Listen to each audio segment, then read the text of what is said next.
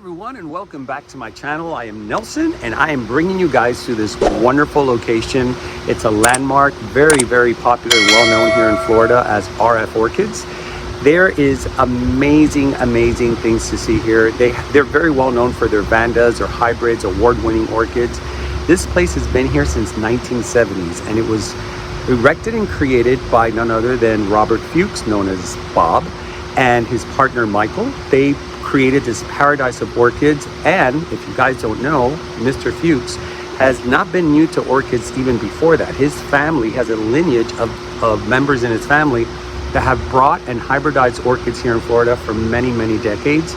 And so to continue that legacy, Robert Fuchs took the baton, opened this property, this business on his family's property, and created RF Orchids, which is today one of the most beautiful and legendary places to visit. Not only is it gorgeous, they have award-winning orchids, especially their Vanda hybrids, that for over 50 years people have been traveling all over the world just to come here and purchase and see the beautiful grounds. Once you walk in, you'll see the impact and beauty that this place has from so many years of cultivating and putting orchids on trees. It's just a beautiful orchid paradise. Today, what I'm gonna do is I'm gonna take you inside to see what's blooming this summer. Because every summer I like to try to see what blooms in certain nurseries and compare it to my greenhouse and see what we have blooming as far as hot weather orchids. Because sometimes in the summer they don't bloom that much. So if they have anything that is blooming during this year, it's a good idea to visit your nurseries so you can pick up some orchids that'll actually add some color and flowers into your own space. All right, guys, I am rushing because it's really hot and I don't want to start sweating. I want to go inside. So without further ado, let's go look at some blooms. All right, guys, I came here today on a very odd day. Today is Wednesday, and I figured let me come to start doing my nursery visits, because during those days it's usually empty. I don't see anyone I know, and I get to see things more calmly, like this incredible Grammatophyllum. I forgot what these are called. These are not the, let me see if they have a tag. I will put the name underneath. But guys, look at the size of these Grammatophyllum flowers. They're gorgeous, and ooh, they smell so good. They smell delicious. Amazing. Do you know how hard it is for these Grammatophyllums to bloom like this? It takes years and years. It takes years of patience in growing to get it to bloom like this. You don't get to see something like this often unless you come to RF. Sorry guys, it's starting.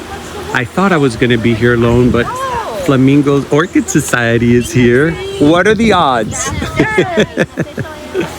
So anyways, guys, sorry, I had to cut for a second to say hello, but this gram has been here 25 years. Just to give you an idea, I just someone just told me that they've had this, and this is the third time it blooms. I'm just in awe, because the first time it bloomed that I came here, it didn't look like this. It was half this amount.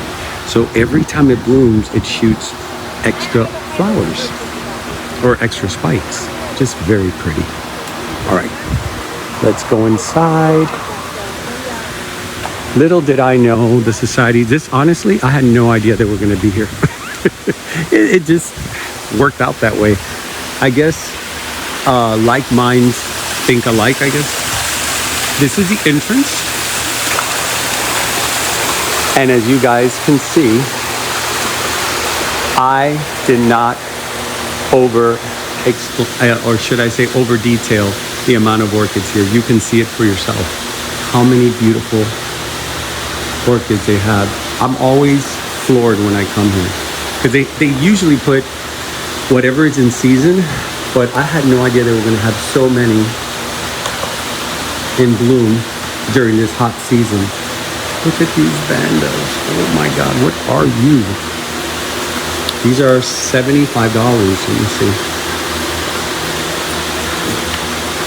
And here's the information in case you guys want to come and pay a visit. That's their full information. Miss Coco Chanel. Ooh, you so fancy. Awadi fragrance. This is usually, just like Josephine Vambrero, the Vanda Kawadi fragrance is another base orchid that they use because it has a very large flower. So when you hybridize it with other Vandas, you usually get a bigger flower, but the color is gorgeous. Phalaenopsis cornucopia. Mine, for some reason, was doing amazing, and I changed it from where it's at, and guess what? It doesn't like it. These are really healthy.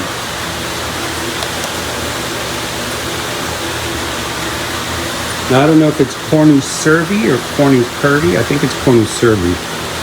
Oh, is this a sachicha? Salsicha? No. Look at the colors on this.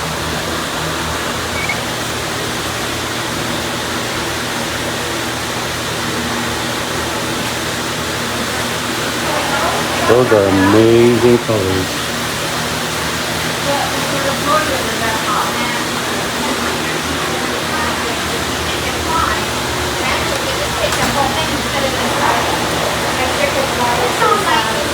I do own one of these.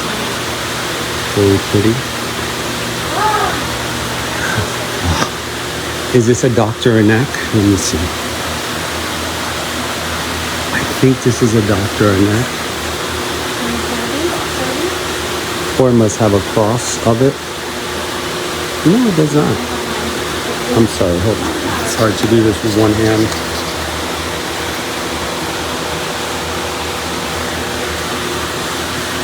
Colors are absolutely gorgeous.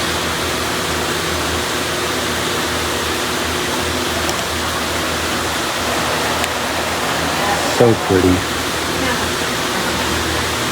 It's a floral wonderland. Oh, this is nice. Variegated vanilla. For you guys that like to collect vanillas. I don't know why I'm tongue-tied today. I'm trying to... Usually my words come out very easy, but today I'm having a little bit of a tongue-tied situation. I have this growing on one of my trees.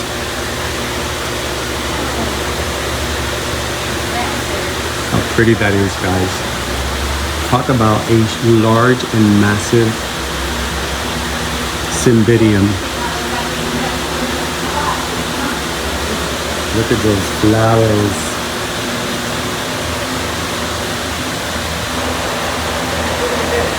Now, are they fragrant? Yes, they are. Kind of a spicy smell. Floral, but spicy. Look at this flower.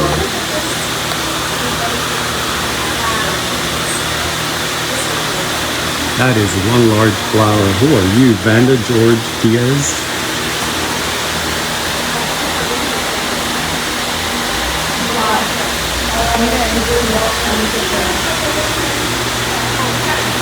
You know, I thought I was going to be here alone today.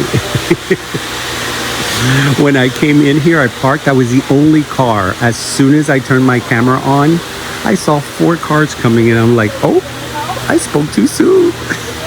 I'm drawn by this dendrobium. You guys know that I love dendrobiums. And I'm sorry for the fans here at RF. If they don't have these fans, these flowers will be toast.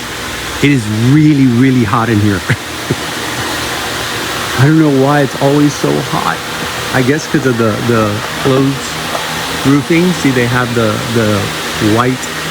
Actually, I see it now. It's a screen, and then they have a like a plastic, and then that grid underneath. So not a lot of breeze comes through here. But look at this.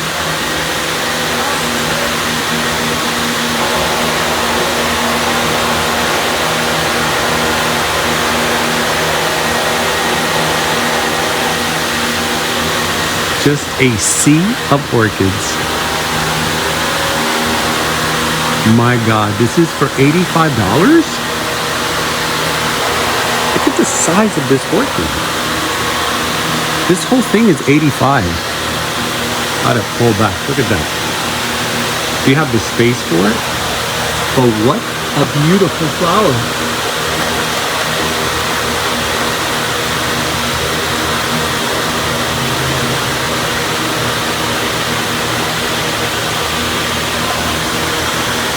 Impressive. Who are you?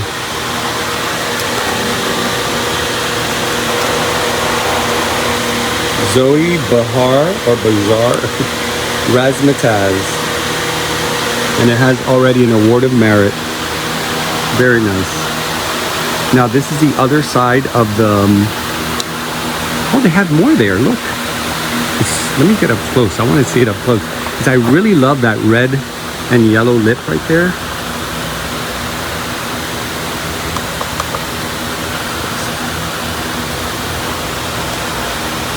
It's moving with me. They're really gorgeous, these Vandas. I'm just not buying any more Vandas because of my space. I have to put a lot of them on my trees. And so once I do that, if I have enough space, you know, I'll incorporate newer ones in my collection. I'm looking at this. This is so pretty. See, when I see Vandas with very thin leaves like this, usually means that they could tolerate more sun. So these are Vandas that you can actually put out in the sun. But notice where they're keeping them in here, right? So you don't want to buy this and I'm trying to go through them without knocking anything down. You don't want to put this out in the sun immediately when you buy it, because if it's under here and they were grown in this kind of environment, you want to acclimate them slowly, because if not, you'll burn the leaves. But look at this hot pink flower.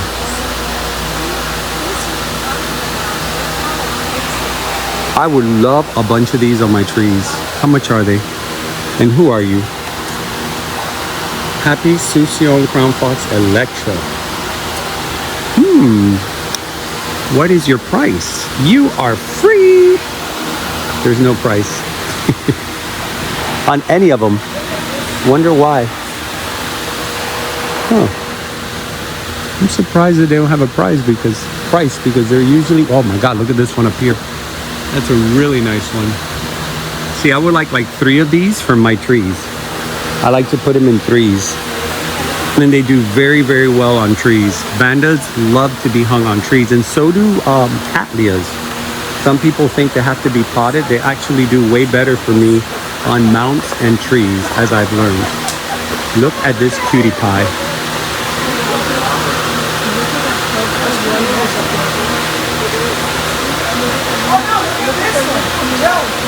And look how neat and compact this Vanda is. So if you guys don't want something that takes too much room, try to get yourself a hybrid like this one.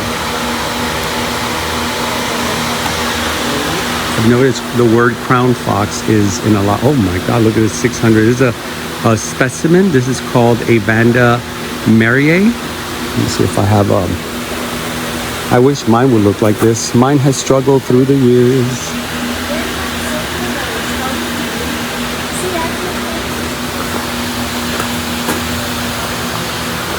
And now back here, this is a great area. If you guys, like for me, that I like to put on trees, this is an area where they show you the crosses.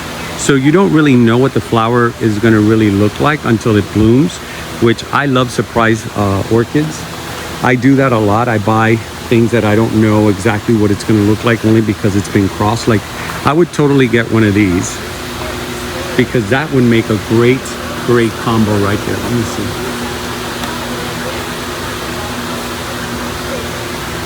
So you take a couple of these. They're $8 each. You can mix and match. These are all seedlings. And in a couple of years, guys, if you spray them well with rapid root growth, you give them their fertilizer during the season to fertilize, you will have, I kid you not, you will have flowers within a year or two when they're this size. I've tried it, and with proper care, you can probably get to this, I would say 2 years. In 2 years, you would probably get some of these to bloom. And the thing is, when you put them on trees, it's a set it and forget it situation. You don't want to You know, when I get seedlings, I don't want to have to think about the growth and how long it's going to take. I want to just put them on trees, and then one day I will look up and there it is in bloom. And that's the beauty of buying seedlings and putting on your trees.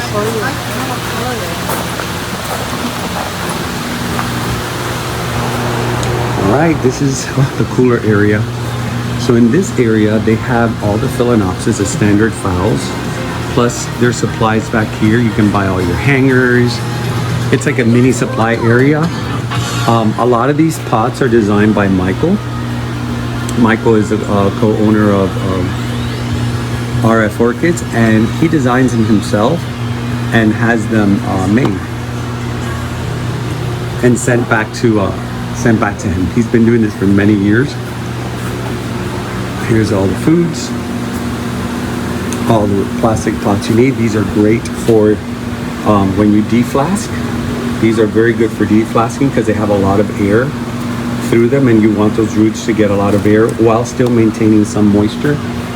So if you're thinking of deflasking, that is a very important part of deflasking, is the pot that you put them in. Now here is probably one of my favorite areas.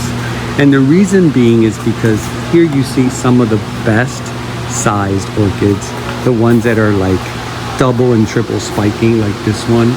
I bought several orchids from this area, and what I like is that they plug and play, right? They have them already like in these cones that you can put up. There's 107. Is this, wait, how much is this? Yeah, 175. Look how pretty that is.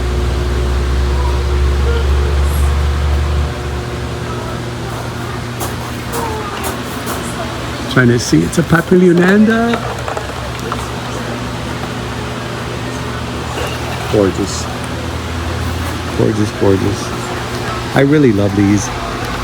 They usually, they have a lot here. I see them quite often when I come here. And this one's $40 if you don't want to break the bank. Here you have a nice size orchid. That's $40. Now when you see them like this, they look compact, but you may want to ask before you buy, will it get any bigger, or will it be like you know, the larger Vandas, or will it stay compact like that? This is so pretty.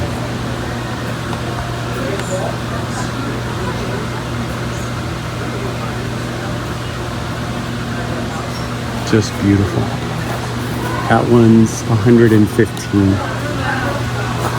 This is new. I don't remember seeing this wall here. It's very nice. I like the way they put their catasetums here. Or is it catasetums? Yeah. I was going to call them cymbidiums. Oh, look at that. Ooh, look at the rust on this. And yellow. Wow, you are gorgeous. Vanda.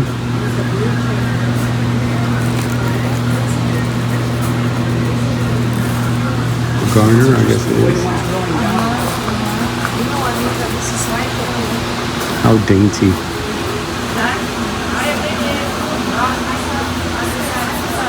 That's really pretty.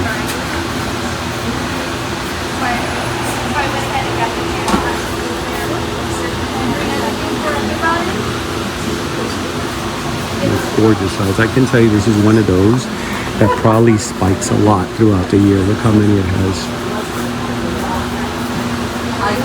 I would totally have this in my collection. There's another one here bigger.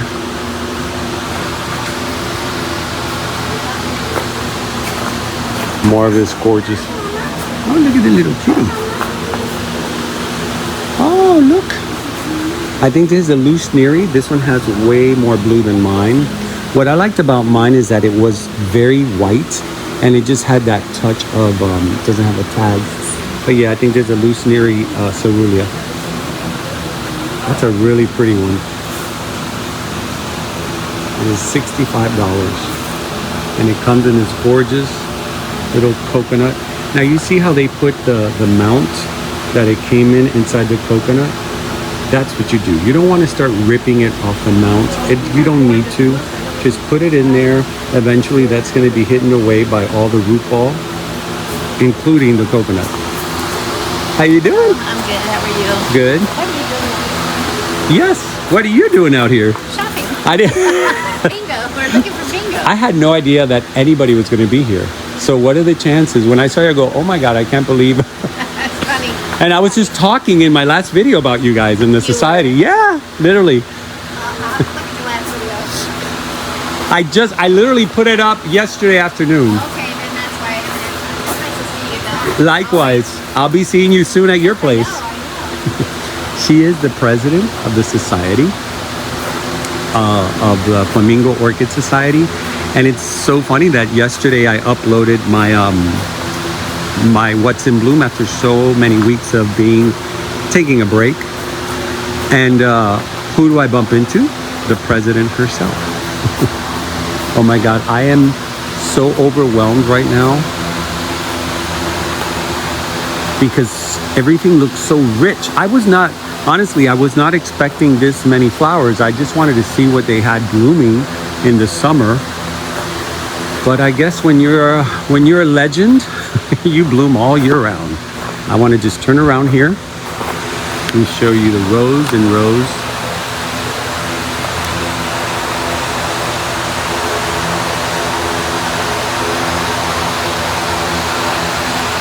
And this wall is just amazing, the way they have all these on these pots. They do sell these pots here. And so what they do is they turn them around and they put the orchid behind it. And they usually tie it with like a wiring. So if you guys want to do something like this is probably one of the easiest ways to mount your orchids. And they love clay like that. They don't need medium. Most orchids don't need medium unless they're terrestrial. Most of them will do well on a pot or on a wood mount or cork. I use a lot of tamarind wood from my tamarind tree and guava wood. I found that those two woods, orchids seem to be very attracted to. So your rooting becomes faster. You want to put them on something that they will root quickly. You don't want to put them on something that's smooth or non-porous, because I love the way these buds are opening. Look at this, how pretty. Let me see.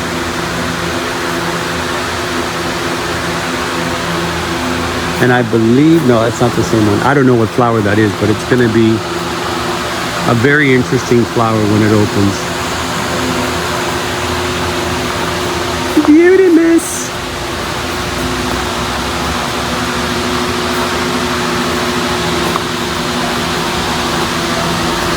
This is so, look at this, guys. Look at this deliciousness. I want this. I don't want more Vandas, but I want this. $75. You are just so beautiful. Hold on. This.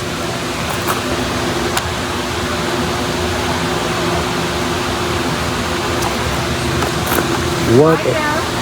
Hi, how you doing? Got an Instagram? This is really beautiful. This is for the YouTube. Beautiful, beautiful.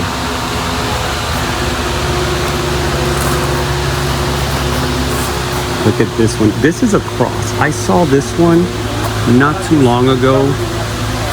They only had one here that was open, but I've seen twice already. I'm trying to see if it has a tag. Here we go.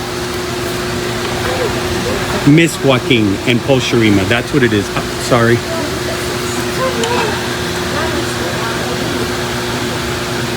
So for you guys, you orchid nerds out there that know all these names, the Polsharima is a tiny little flower that was recategorized as a Phalaenopsis. It used to be called Doridus, but now it's Phalaenopsis Polsharima. And Miss Joaquin is a sun orchid that grows out in the sun. It's a full sun orchid, and it has a beautiful pink flower. Well, here you have a perfect combination of the Miss Joaquin and the Polsharima, which usually this might be a Polsharima red, what they call red, which is actually a hot pink. But they have them in different colors. They have them in white and yellow. I used to have, well, I think I still have one left. But when I first started collecting Phalaenopsis, I had bought one and it lasted for several years. And then I made the mistake of putting in a different location, and before I knew it, she just went bye-bye. All right, so let's see. And it's good to move your orchids if they're not doing well. But if they're doing well, guys, let them be. Don't be moving them around, or unless your sun or lighting changes due to time zone and all that. I wouldn't suggest it. See, this is, let me see, this is probably, yeah. But it's so tiny, the Rincon Stylus. These guys have amazing, amazing fragrance. I love these to do like group mounting.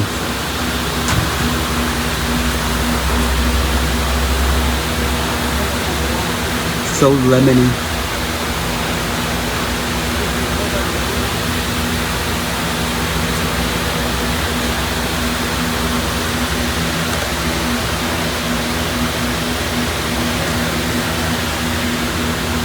You know, it's really good. Oh, by the way, this is something you never want to pass by and not take a look, because they have every size of holy pots. I call them the holy pots, because these are really good for all kinds of orchids that don't like heavy water, but you need to water anyway and has good drainage. So this is what they do. They hang them like this, and they put the orchid right on the back side. But you could also pot them like this. I have a bunch of these that I need to start using for mounting.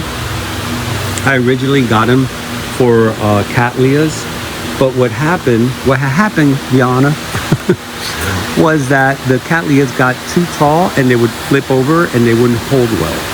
So I'm gonna try doing what they're doing here with the back side of the pot. See, this is where I got my idea. When I saw this Corna Cervi on this pot, I actually bought this pot here and I planted mine, but I don't know what's going on. The leaves don't look good. It's just, I'm trying to figure out what went wrong. Look at this yellow section here.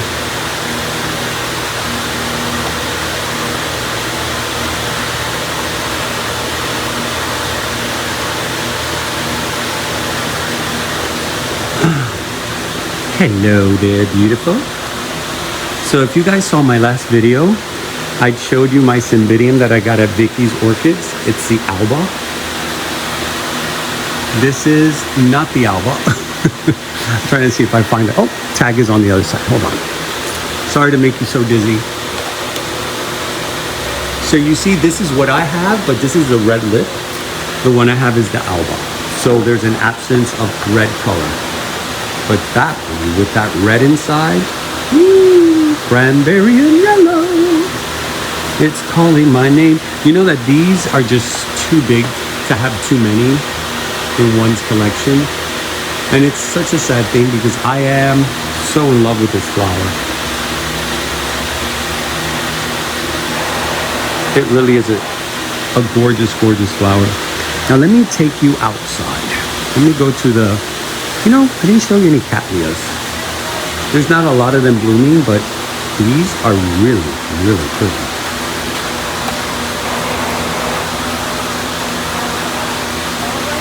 A nice size too.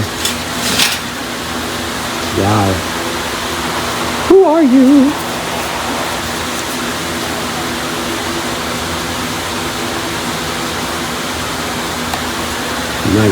Nice cross actually.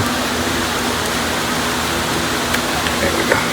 Make sure that tag is firm in there because I swear sometimes they have legs. No matter how firmly I put them in. Oh look, this is how mine is. This is the Lucernary Blue Neo Stylus. So it's a falcata with the Celestes. Beautiful fragrance.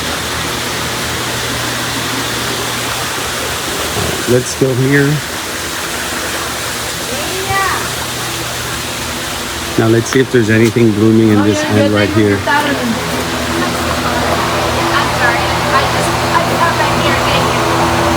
So there they are shopping away.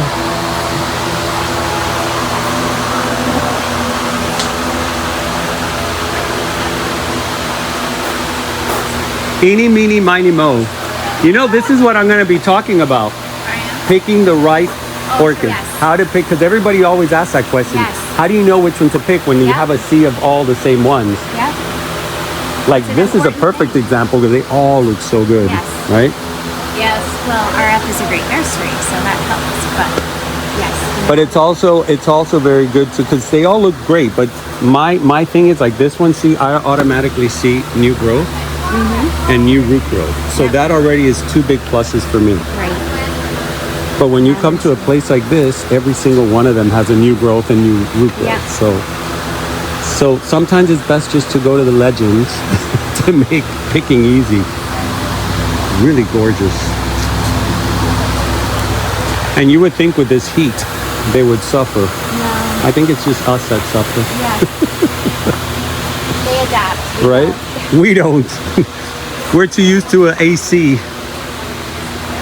My God, look, the sea of cattleyas here is breathtaking.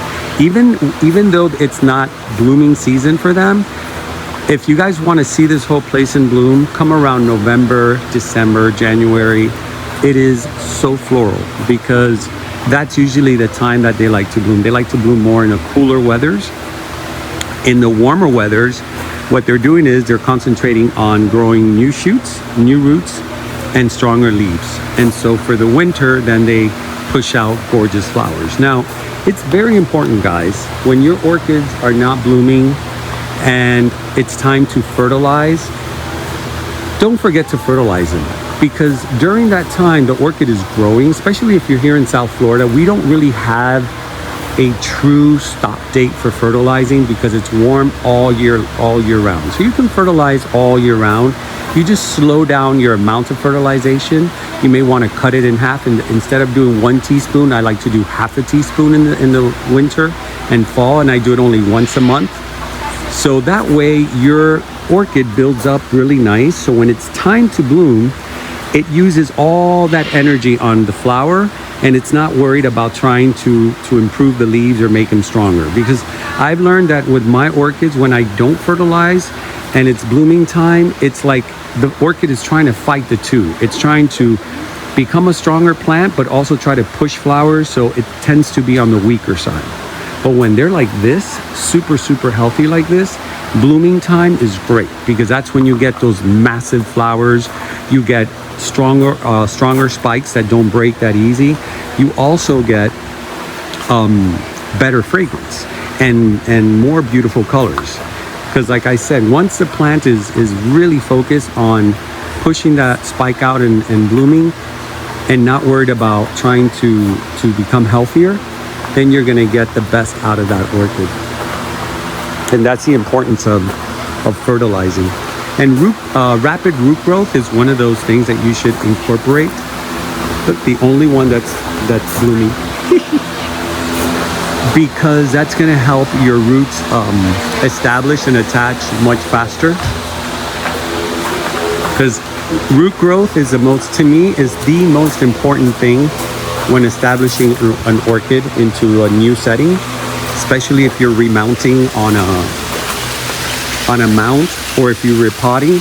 The most important thing about that orchid at that moment is root growth. Once you get that root growing, it's going to establish faster and the orchid suffers a lot less.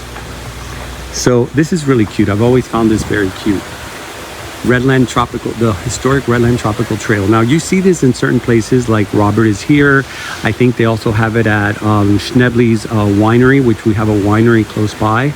They do wines out of local fruits, which is really good. If you guys haven't been there, if you come here to RF, that would be a great place. It's only 3 miles away. Let me see, do they have it here?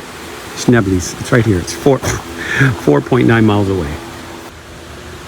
I'm going to show you here some of the most beautiful tropical plants. And keep in mind, they've had this place here since 1970. It went under a horrible storm, which was Hurricane Andrew. And Hurricane Andrew destroyed this place. It was unrecognizable. But it's incredible how nature comes right back. I mean, these are heliconias. Is that what they call these? No. I forgot what these are called. I want to put some of these in my yard. Look at the bananas. Banana trees do so well here in Florida. They just grow everywhere. You don't even have to plant them. They just pop out, especially in this area. So here's where they do their shows. When they do orchid shows, they usually have the vendors in here. And this is a gorgeous, gorgeous area. Very peaceful, as you can see. The famous pond full of beautiful koi.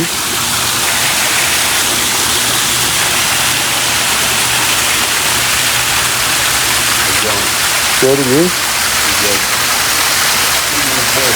I see that. So you're the honorary fish feeder? Yeah, kind of. Well, I'm sure they love you. Yeah. Fish are very receptive. I have several aquariums, and it's amazing how I sometimes stick my hand inside. They know when it's me, and they'll just rub against my hand when I'm feeding. I have discus. So they know they're the people who feed them. Yeah. This is absolutely beautiful. They may recognize me, I'm not sure. You never know. They like me trying to See, eat the bread, though. They're beautiful. Yeah. Gorgeous. Pretty colorful, too, huh? Yep. It definitely makes your day go by smoothly and quickly. Yeah. So guys, here is the space that they use. I love this area. It's so Polynesian. The Thai cart there. This is so pretty. I know Michael loves Thai designs. He has it throughout his yard, throughout the grounds. And over there where it says private, do not enter, that is where they do the garden tours. And if you guys haven't seen, I've actually done a tour where Michael asked me if I could please do the tour. He didn't give me any warning. And I gave a tour to some, about 20 people that were here waiting to be shown. He was very busy. And he's like, could you please do it? Please, please. And I was like, okay, I'll do it. I don't remember most of the stuff. He goes, you know, orchids. Just talk about orchids. So this is their logo, guys. Their very famous logo. They have parrots all through here that they've had for many, many years. I'm not going to go in there today because I don't want this video to become too long. I just wanted to show you the grounds because it's something that I always miss showing you guys. I want to show you how big all these anosmums are. These are all anosmums and dendrobiums hanging from these trees. Let me see this. Look at that. That's an oncidium, so it's that. Cattleyas everywhere. Beautiful oak trees. Look at this. Look at this cattleya growing on here. It almost looks like a Schomburgkia. It's so big.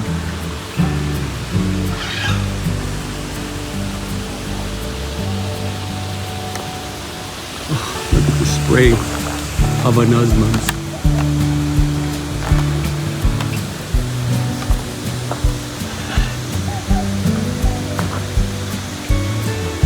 Like I said, you have to come here in person. The film does not do any justice. I love these. You know, I think they used to have like little tags that said the name, but everything is so grown out that I think the tag got lost a long time ago. Oh, I have this one. But these look I think I should plant mine in the ground. And you know what, guys? When you come to places like this, that you see things growing so well, take a minute to stop and look around, right? Look on top to see what kind of lighting is coming in. Look at the ground. It's a very humid type of environment.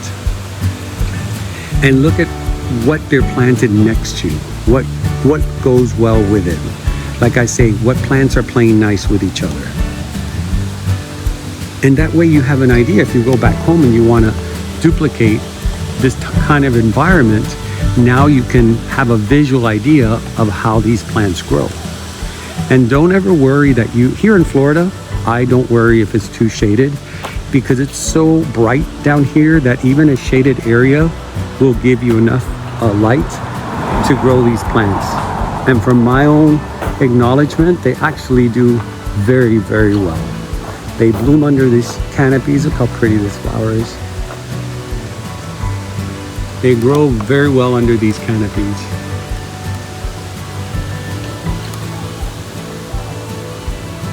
Just a little bit of light cracking through the leaves. Look at all those orchids. So when you guys ask, oh, is it bright enough? Well, you tell me. These orchids have been growing here for decades and blooming. As you can see, it's all full of dry spikes already. So don't be afraid to put them in areas that are shaded. When I started putting orchids on my trees, I made the mistake of putting them all in the brightest area where the sun was hitting the most, and they started dying off. It wasn't until I started cutting the trees down and keeping, you know, a lower level, so the canopy is much lower, that my orchids really started thriving. And they're in sort of this sort of type of lighting. Look at all these phals. Phals galore. This banyan tree is really, really tall. And look at that, they're all the way up there.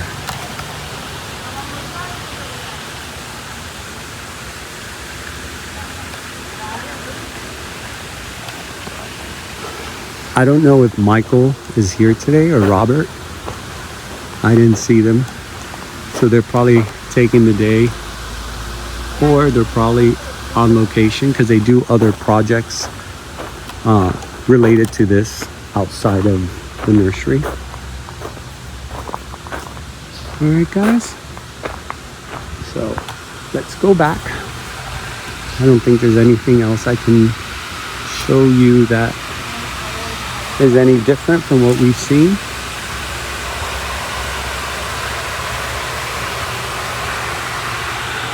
It's very nice to be here, and it's right now it's very breezy. It doesn't feel so hot. It was a little hotter inside, I guess, because I didn't feel the breeze. This is one of my favorite areas. When my orchid peeps and I get together, we come here and hang out.